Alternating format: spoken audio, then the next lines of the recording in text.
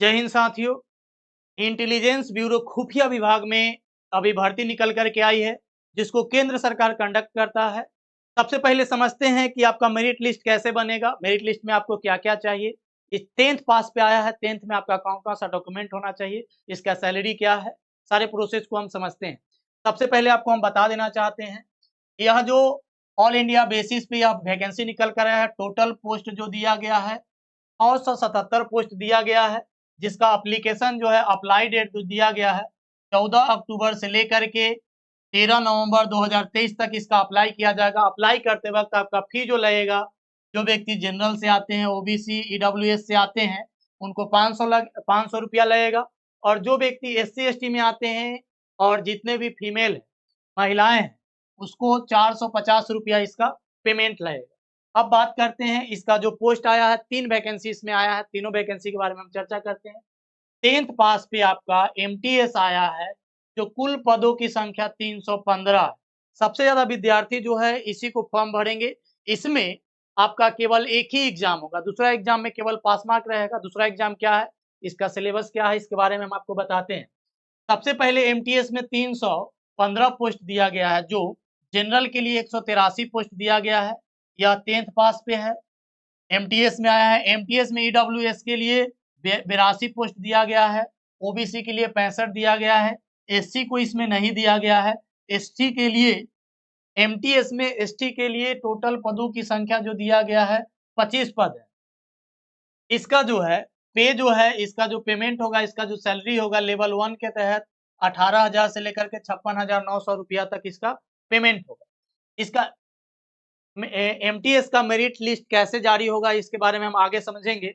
सबसे पहले हम आपको बता देते हैं, जो व्यक्ति सेक्रेटरी असिस्टेंट या मोटर ट्रांसपोर्ट, कहने का मतलब एससी और एमटी का जो फॉर्म भरेंगे, उसको क्या क्या चाहिए।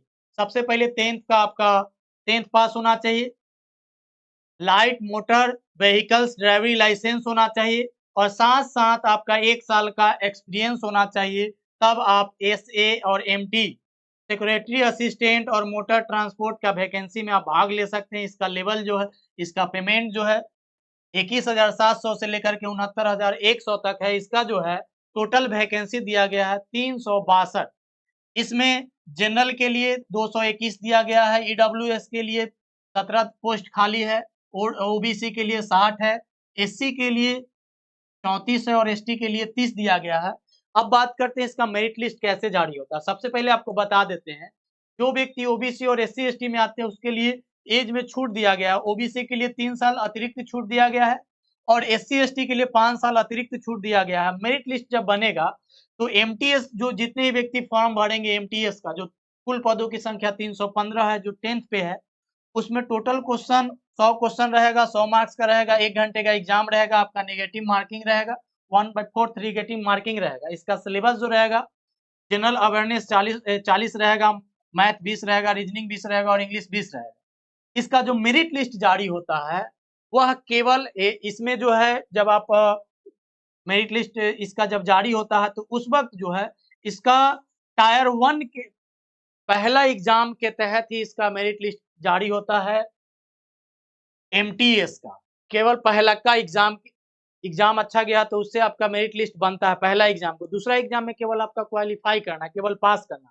क्वालिफाई जो है, पासिंग मार्क जो होना चाहिए आपका 20 नंबर होना चाहिए, केवल 20 नंबर आना चाहिए, जिसमें आपको 50 क्वेश्चन 50 मार्क्स का एग्जाम रहेगा।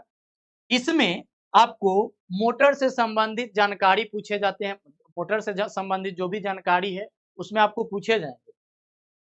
अब इसको हम बात करते हैं हिंदी में, आपको केवल, लेकिन दूसरा का जो मेरिट लिस्ट जारी होगा, जो एसए और एमटी के लिए जो है, मोटर ट्रांसपोर्ट के लिए है, उसका जो जारी होगा दूसरा के अनुसार होगा। दूसरका में आपको पूछा जाएगा मोटर से संबंधित जितने भी प्रश्न होते हैं, जो उनका पढ़ाया जाएगा आपको, उस प्रकार से पूछा जाएगा। तो आज के लिए इतना ही। आप लोगों का बहुत बहुत शुक्रिया। जय हिंद।